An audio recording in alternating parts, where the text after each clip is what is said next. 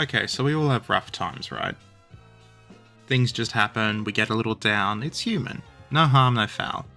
For me, after all the research on the event that cannot be named that involved putting people into certain chambers because the idiotic leader with a stupid mustache told people to, well, it left me feeling a bit down. And then I remembered, no matter how sad I am, the USSR is guaranteed to have done something stupid enough to make me feel better.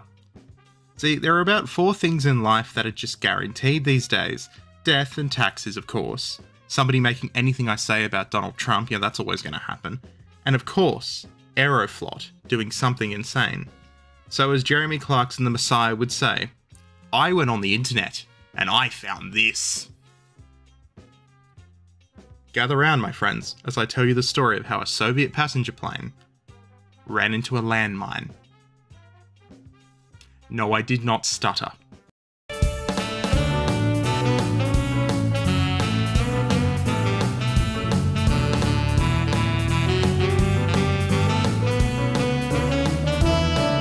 Our story takes place in the summer of 1956. It's been 3 years since Stalin did the greatest thing he has ever done for humanity by dying soaked in his own piss, and the Western Soviet Union was in the process of trying to fix itself up after being occupied by an even bigger arsehole with a mustache's army. Well, that even bigger bit is a bit of a contentious point depending on what flavour of minority you might be. It depends on which kind of mustache idiot you'll hate the most. But either way, they were both terrible, and now Khrushchev was in charge of the Soviet Union. And you can do things now in the Soviet Union under Khrushchev, like have a minimum wage, or travel a bit more without being thrown into a gulag, or sneeze in the right communist direction. Everything was looking up, and that was very true in the town of Voronezh, a city that had been occupied and was the site of some of the most fierce fighting on the Eastern Front. To give you an idea, 92% of the city had been absolutely wiped out during the war. And Voronezh's claim to fame during the war itself was that the German army used it as the primary staging point for their push on Stalingrad. And before that, the Soviets relied on the city's heavy industry to make things like Katyushas, which about 300 or so of them made in Voronezh were actually used to defend Moscow. See, Voronezh was just in a really important area, and it was really important to the war effort on both sides. So, in 1942, when the Germans and Hungarians attacked the city with the intention to use it as that staging post for a push towards Stalingrad, the Red Army threw effectively everything it could into its defense, launching counterattacks and doing everything possible to get those Axis forces out of the city. They even did the same little march through the city straight to the front trick that the Soviets did during the Battle of Moscow, you know, march across Red Square so you feel very patriotic and Russian-y and Tsari. Sorry, not Tsari, we don't call them Tsars anymore, even though they act like absolutist dickheads. But all these attempts really came to nothing, and when the Germans launched the Foul-Blau offensive, the city very quickly fell. In 1943 though, during Operation Little Saturn, the Red Army was able to surge forward, and after 10 days of heavy fighting and destroying 92% of the buildings as both sides went at each other, the city was finally liberated. Yeah, it was very much a case of, we did it, Patrick, we saved the city, but it was against the Nazis, so no harm, no foul. Flashing forward a bit, and by the 1950s, things were mostly fixed, with the historical monuments and Soviet ego puff pieces taking first priority, because of course they did. Voronezh was actually kind of a special place in the Soviet Union after the war, because it was the location of a military school named after Suvorov, which catered heavily to the generation of orphans growing up without a career path. The idea was it would mould them into good little communist officers.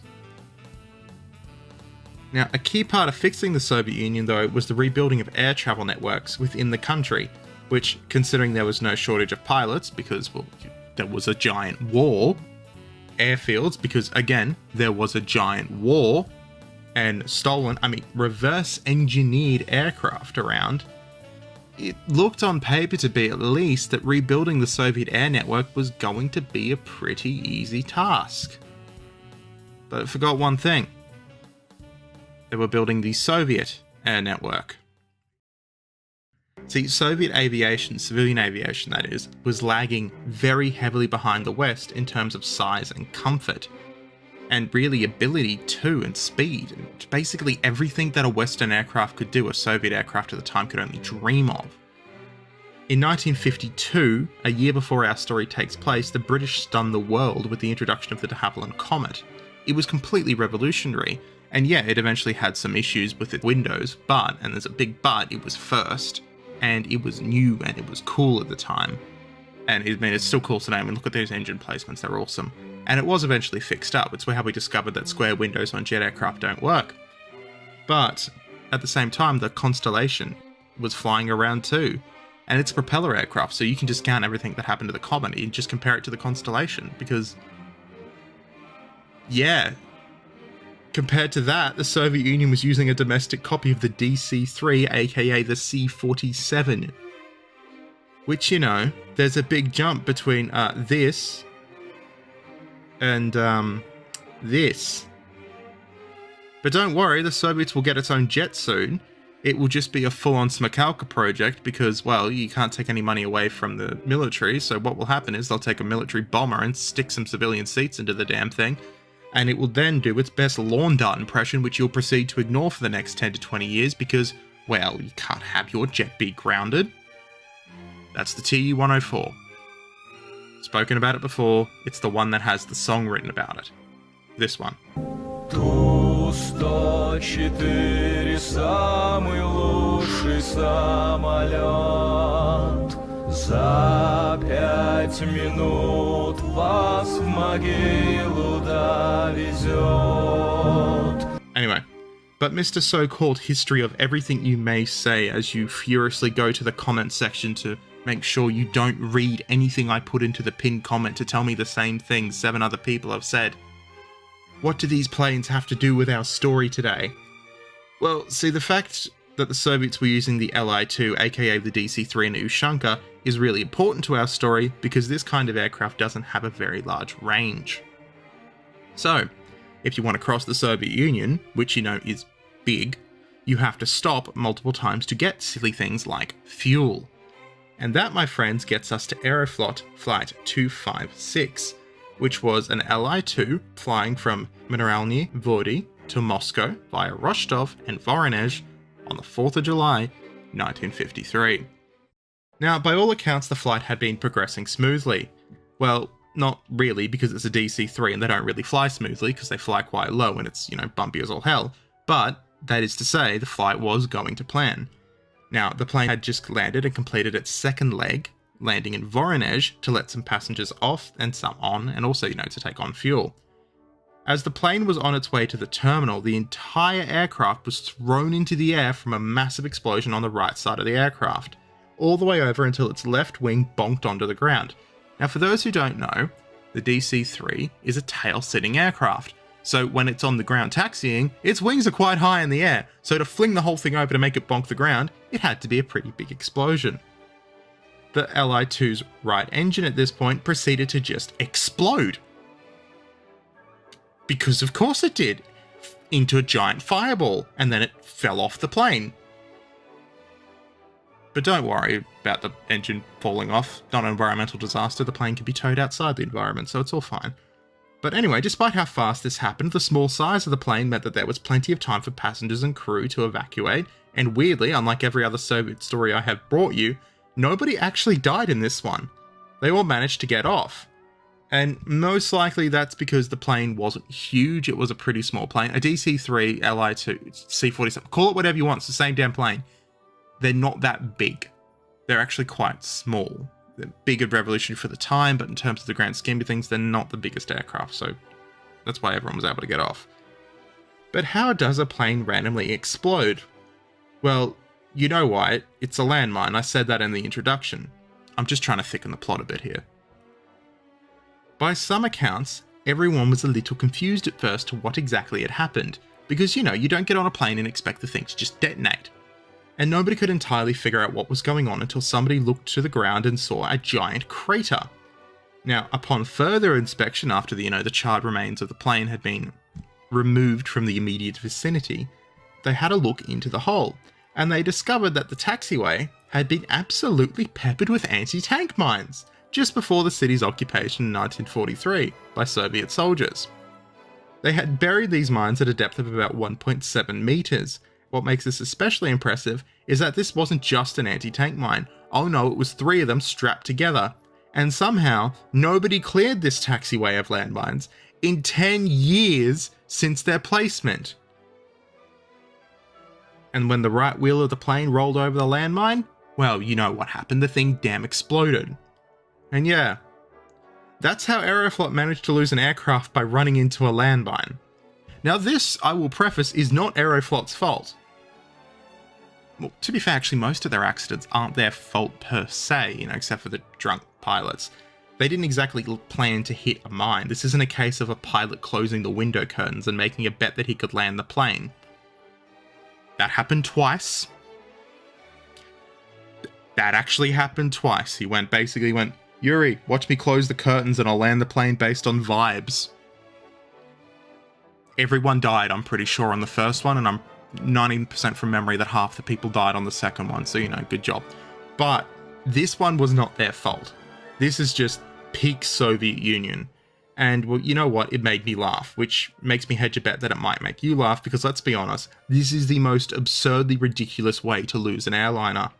At least as far as I'm aware. If something beats this, let me know. But can you imagine something worse than forgetting to remove landmines from an airport? For 10 years. Okay, so the video was actually over, but in my research on Voronezh Airport, I actually discovered another really funny story about Voronezh, and considering the plane story was really short, I figured I'll just throw it in here, because it's gold. It's really good. So in 1989, the garbage can live-action role-playing as a newspaper, TASS, published a 100% serious article about a UFO landing in the city park.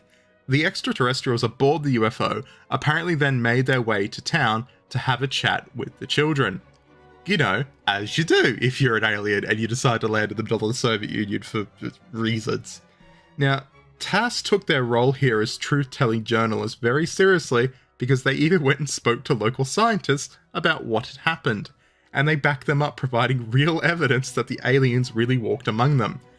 Except it was all a big fat lie, because the moment the scientists could actually speak freely without the promise of a KGB special headache cure to the back of the skull, they said, and I quote, "Don't believe all you hear from TASS," and "We never gave them part of what they published." What makes this so much fun is that TASS themselves actually admitted to making up the story, shortly after saying that maybe, just maybe, some of the story was made up, by stressing that there is a certain portion of truth. There is a certain portion of truth. I'm going to use that from now on. There is a certain portion of truth. I love the Soviet Union. Aside from the absolute misery and death, it was truly a comedy show. And I can't imagine why all the slave states, totally equal union members, wanted to get out of the clown car coming out of Moscow. I just want to bring that UFO story up. 1989. What could possibly be happening in 1989 that would make state-run media publish a story about UFOs to try and distract everyone? I'll give you a hint. The Union was falling. It was completely collapsing, and the KGB could not handle the policies of glasnost and perestroika. So although I've just told you a really funny UFO story, I've also told you a warning. When the media is posting absurdity over and over and over and over again, just stop and think, why? Why would the state-run media be posting something that makes absolutely zero sense and they can't actually fact-check? And then you look at your mates who actually believe it, because they believe everything that a certain person says. We do indeed live in interesting times. And history does indeed rhyme. And haha, I made you think about something important while we were laughing at stupid Soviet things. Got you again. Anyway, thank you all for coming and enjoying this short yet fun installment of the tales from Aeroflot. Like, comment, subscribe. I'm making something miserable again for a new video coming soon in April. But we're going to have a month of fun sea stories and stupid plane stories. Catch us next time.